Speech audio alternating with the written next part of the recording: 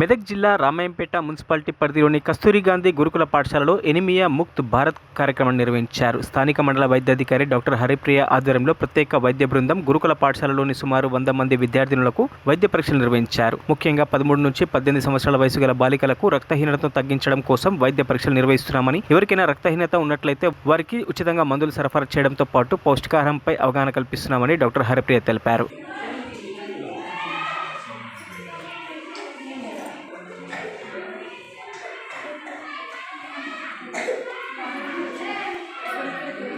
నమస్కారం.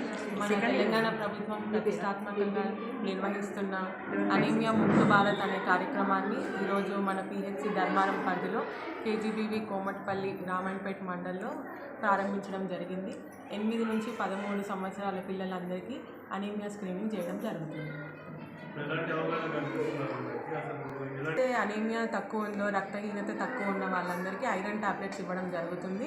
ఇంకా సివియర్గా తక్కువ ఉన్న వాళ్ళకి పిహెచ్సికి రిఫర్ చేసి వాళ్ళకి ఐరన్ సప్లిమెంట్స్తో పాటు ఐరన్ రిచ్ డైట్ ఉన్నవి, ఫుడ్ రెస్ట్రిక్షన్స్ ఏమేమి తినాలి అనేవి కూడా ఇన్స్ట్రక్ట్ చేయడం జరుగుతుంది. ఆర్డీఎస్కే టీం వాళ్ళతో పాటు మా పిహెచ్సి స్టాఫ్ కూడా కోఆర్డినేటివ్గా ఒక్కొక్క రోజు ఒక్కొక్క దగ్గర షెడ్యూల్ చేయడం జరుగుతుంది. మరిన్ని అప్డేట్స్ కోసం మా ఛానల్ని సబ్స్క్రైబ్ చేయండి.